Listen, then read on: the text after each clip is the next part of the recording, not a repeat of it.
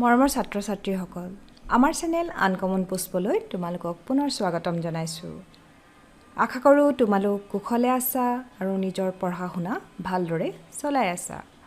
মই আজি তোমালোকৰ বাবে প্ৰস্তুত কৰি আনিছোঁ এখন ৰচনা, শিৰোনাম মোৰ জীৱনৰ লক্ষ্য। আৰম্ভণি মানৱ জীৱন কৰ্মময়। কৰ্মই ধৰ্ম। কিন্তু কৰ্ম কৰাৰ ক্ষেত্ৰত প্ৰতিজন মানুহে এটা লক্ষ্য আগত ৰাখি কামত ব্ৰতী হ'ব লাগিব। লক্ষ্যবিহীন জীৱন গুৰিয়াল নথকা নাৱৰ দৰে অস্থিৰ। জীৱনৰ এটি লক্ষ্য নাথাকিলে জীৱনত কেতিয়াও সফল হ'ব নোৱাৰি। সেয়ে ছাত্ৰ অৱস্থাতেই নিজৰ ৰুচি অনুসৰি এটি লক্ষ্য স্থিৰ কৰি জীৱনৰ বাটত সেইমতে আগুৱাই যাব লাগে। কেৱল লক্ষ্য নিৰ্ধাৰণ কৰিলেই নহ'ব। সেই লক্ষ্যত উপনীত হ'বলৈ কঠোৰ পৰিশ্ৰমৰ লগতে মনৰ ইচ্ছা শক্তিৰো প্ৰয়োজন। এই উপলব্ধিয়ে মোৰ জীৱনত এটা লক্ষ্য স্থিৰ কৰাত সহায় কৰিছে। লক্ষ্য শিক্ষাৰ উদ্দেশ্য ব্যক্তিত্বৰ পূৰ্ণ বিকাশ কৰোৱা হ'লেও বৃত্তিমুখী লক্ষ্য এটিও থাকে। অৰ্থাৎ শিক্ষা লাভৰ অন্তত আৰ্থিকভাৱে স্বাৱলম্বী হৈ পৰিয়ালৰ লগতে দেশক উন্নতিৰ পথত আগুৱাই নিব পাৰি। পৃথিৱীত এনে বহুতো আদৰ্শৱান মহামানৱৰ জন্ম হৈছে, যাৰ জীৱনাদৰ্শ আৰু অৱদানেৰে পৃথিৱীত চানেকি ৰাখি থৈ যোৱাৰ লগতে উত্তৰ পুৰুষসকলক চিন্তা চৰ্চা, অনুসন্ধান, পৰ্যবেক্ষণৰ বহুতো সমল দি থৈ গৈছে।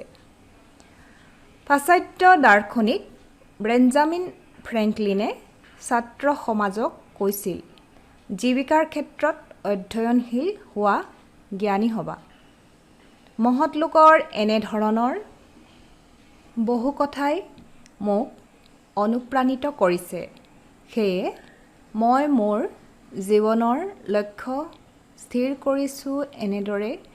জীৱনৰ প্ৰথম ভাগত মই এজন ছাত্ৰ হিচাপে উপযুক্ত শিক্ষাৰে নিজকে শিক্ষিত কৰি ল'ম। জীৱনৰ দ্বিতীয় স্তৰত জ্ঞান সাধনাৰ বাবে এজন অধ্যয়নশীল ব্যক্তিৰূপে নিজক গঢ় দিম। জীৱিকাৰ পথ হিচাপে অসমৰ এখন বিশ্ববিদ্যালয়ৰ অধ্যাপক হিচাপে শিক্ষাদান কৰি উত্তৰ পুৰুষসকলক গঢ় দিবলৈ চেষ্টা কৰিম। বাছি লোৱাৰ কাৰণ। মই এই লক্ষ্য বাছি লোৱাৰ কিছুমান কাৰণ আছে। মোৰ জন্মভূমি অসম। ভাৰতৰ বহু ৰাজ্যৰ তুলনাত অসম অৰ্থনৈতিক দিশত, উৎপাদনৰ দিশত, ব্যৱসায়ৰ দিশত বৰ্তমানো বহুতো পিছ পৰি আছে। শিক্ষা জগতখনত ছাত্ৰৰ ভৱিষ্যত জীৱন সুৰক্ষাৰ বিশেষ ব্যৱস্থা নাই। বৰ্তমানো আওপুৰণি শিক্ষা পদ্ধতি চলি থকাৰ বাবে নিবনুৱা সমস্যাই ভয়াৱহ ৰূপ ধাৰণ কৰিছে। বহুমুখী পৰিকল্পনাৰ সুচিন্তাশীল আঁচনিৰ অভাৱত বান নিয়ন্ত্ৰণ কৰা, শক্তি উৎপাদন কৰা, একাধিক কৃষিজাত সামগ্ৰীৰ উৎপাদনেৰে ৰাজ্যখনক আত্মনিৰ্ভৰশীল কৰা আদি কাৰ্য সম্পাদন কৰাত অসুবিধা হৈছে। গতিকে মই অৰ্থনীতি বিষয়ত বিশ্ববিদ্যালয়ত হৈ গৱেষণাৰ জৰিয়তে অসমৰ অৰ্থনৈতিক দিশটোত গুৰুত্ব প্ৰদান কৰিম। পৃথিৱীত অসমেই একমাত্ৰ ৰাজ্য যিখনত পৰ্যাপ্ত পৰিমাণে চাহ উৎপাদন হয়, খাৰুৱা তেল উৎপাদন হয় আৰু প্ৰাকৃতিকভাৱে পৰ্যাপ্ত পৰিমাণে কাঠ পোৱা যায়। এনে সম্ভাৱনাপূৰ্ণ ক্ষেত্ৰসমূহত কেনেকৈ সঠিক উপাৰ্জন কৰিব পাৰি সেই বিষয়ে অধ্যয়ন কৰি সঠিক পথ উলিয়াবলৈ যত্ন কৰিম। তদুপৰি নিবনুৱা সমস্যা সমাধান কৰিবৰ বাবে যুৱশক্তিক আত্মনিৰ্ভৰশীল হোৱা আৰু কৰ্মমুখী হোৱাৰ ওপৰত গুৰুত্ব আৰোপ কৰিম। লক্ষ্যত উপনীত হ'বলৈ প্ৰথমে মই অৰ্থনীতি বিষয়ত স্নাতকোত্তৰ ডিগ্ৰী লৈ গৱেষণা কাৰ্যত মনোনিৱেশ কৰিম। গৱেষণা কৰি থকাৰ সময়ছোৱাত অসমৰ বিভিন্ন সমস্যাবোৰৰ সমাধানৰ উপায় উলিয়াবলৈ যত্ন কৰিম। শিক্ষাদান এক পবিত্ৰ কৰ্ম, গতিকে মই নিজে উচ্চ শিক্ষাৰে শিক্ষিত হৈ শিক্ষাদানক জীৱনৰ ব্ৰত হিচাপে গ্ৰহণ কৰিম।